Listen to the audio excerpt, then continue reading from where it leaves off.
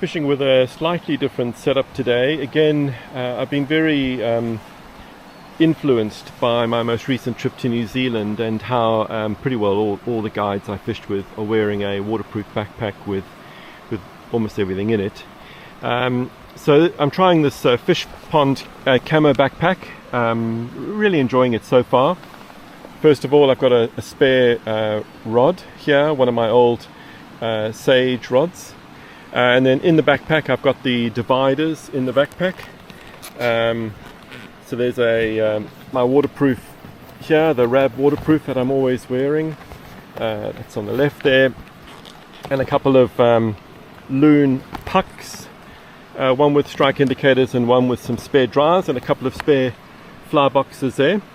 And then in terms of inside organization, I've divided it up into 3 fish pond bags. This is the one with the Velcro on the back, and in that I've got my license and a head torch, my buff, and some gloves, and some painkillers, and some zip ties, and some sunscreen. So that sort of goes in and zips high up. And then down below that I've got a spare fishing gear. So this is some spare 4x tippet, 4.5x, some swivels, some leaders, that sort of stuff. And if I needed to build a mono rig, then I've got some mono there to build a mono rig, that OPST. This is the large fish pond bag. This is the heaviest. This is what I've got my lunch in. It's a banana, and I made a sandwich for today, and a nougat. And then on my right shoulder, what I've got is this little pack here by Hyperlight Mountain Gear. It's a little shoulder pack, and what I've got in it is a very, very small fly box, quite an old one that I've had for a while. And what I've done is I've actually just decided just to go really simple. So this is just sort of like a day box of nymphs, and so far that's working out quite well.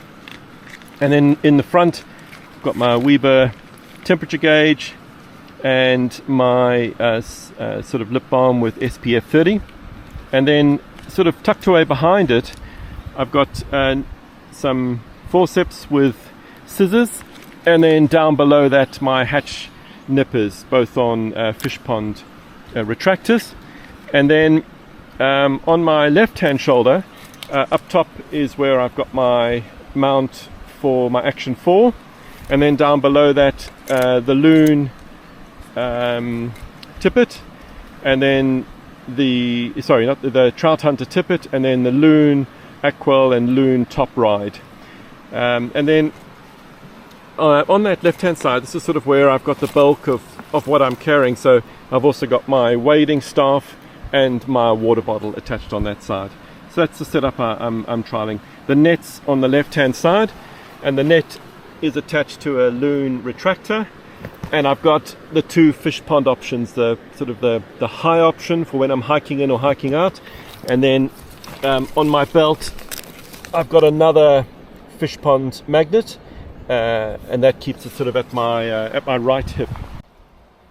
This is the rod that I'm fishing today. It's a G Loomis Asquith 9-foot 5-weight, and I'm fishing it with a Hatch 4+ reel with a Rio Gold weight forward 5 line.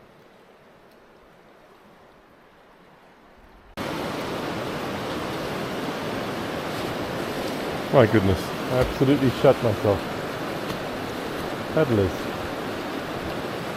Hey yo! Good, got one. Just one. Oh, look at that beautiful stretch of water.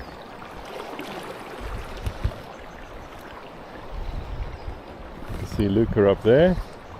Connor was just over there on my left a second ago. Hope they've caught.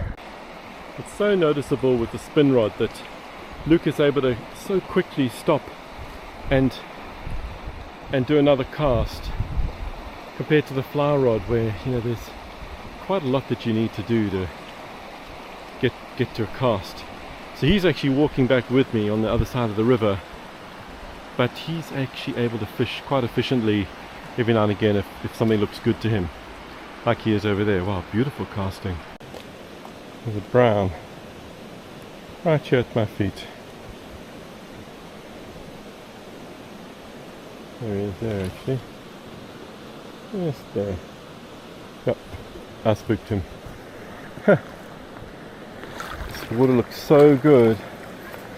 I'm surprised there's something in here.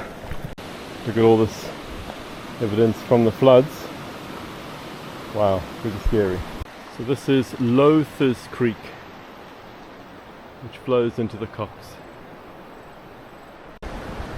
Not sure if you can see this, but Loomis Creek is super muddy, and then it sort of mixes in to the Coxs here, and the Coxs is actually relatively clear, certainly clear by comparison. So I can actually see here a mixing point here, so I'm not sure if you can see that, but that's all muddy, and then that's pretty clear actually, and they sort of start to mix here.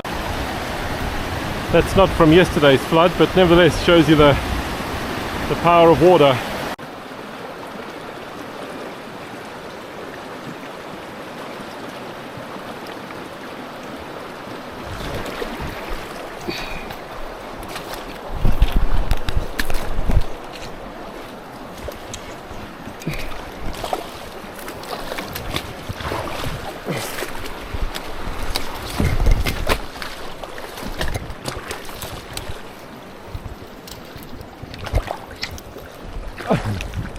Wow. Wow.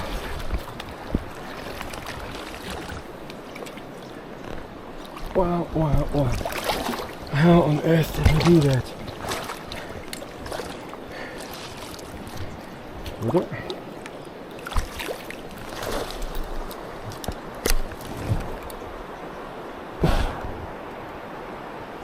£1.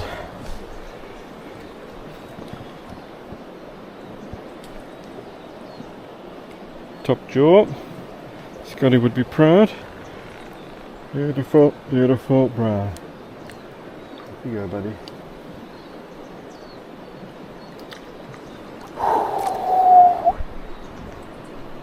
Okay. Now that's real fishing. Wow. So I saw that fish and his mate round about lunchtime, and I actually had lunch just sitting on that rock over there after I had spooked that fish, and I sort of hoped that he would come back, so I walked up river and then came back down, and initially I went into my spot where I was fishing from, which is just from here, and previously he was lying just in this section over here, so I was looking for him and I couldn't see him, and then I sort of thought to myself, well, I might as well try and fish this top end of the pool, which is this top end here, and sure as eggs are eggs, I saw a fish in this top end here.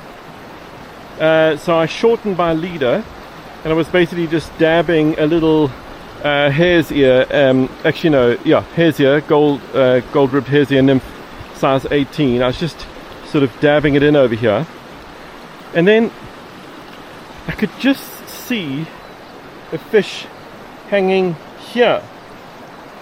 So I actually just put my rod tip over the end of the plank and dabbed it up and down a couple of times, and out of the corner of my eye I saw the fish do something a little bit weird, and it took the fly and then went straight underneath that log, and I just gave it horns on 5x, managed to get it out and quickly beached it over there and managed to land it. So how about that?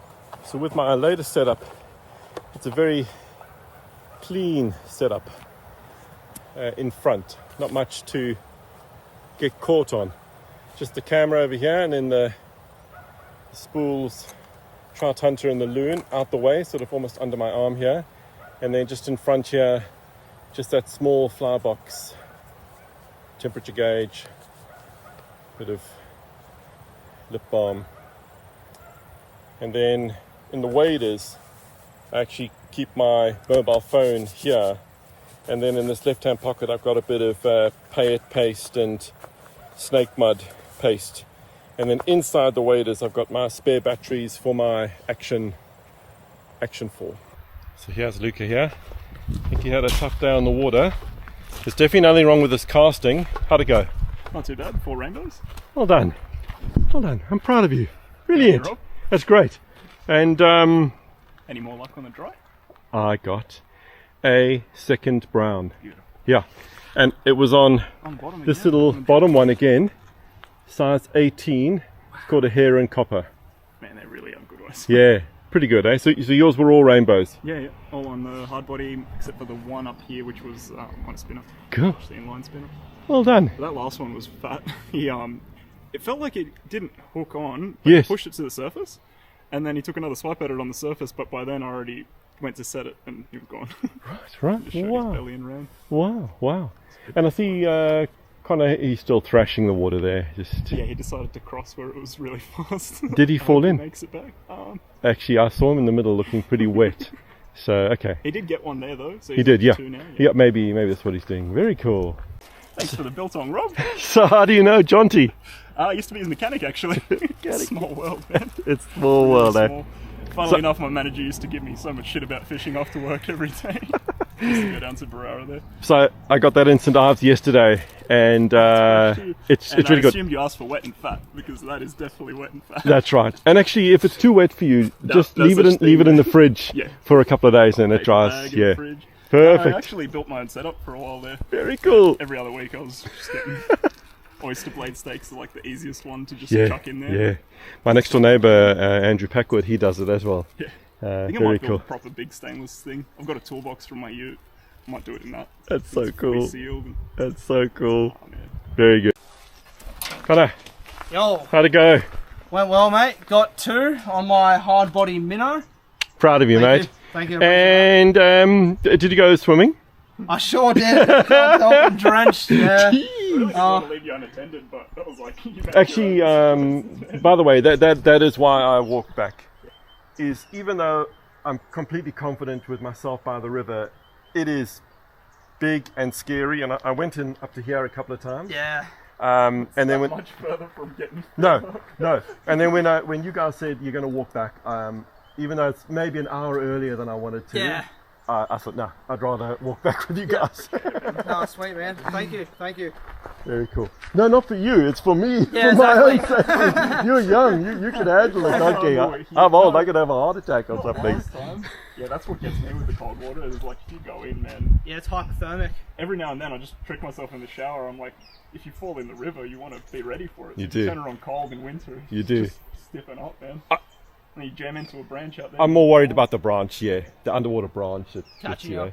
Like, Yeah. because the viz wasn't great. What do you think it was? Maybe 2 feet today? Yeah, I'd say so. A little bit less, eh? I'd say so. Yeah, a little bit less than 2 feet. Very cool. Okay, so 2 for me, 2 for you, 4. Hey, the Wow. champion of the day, Luca.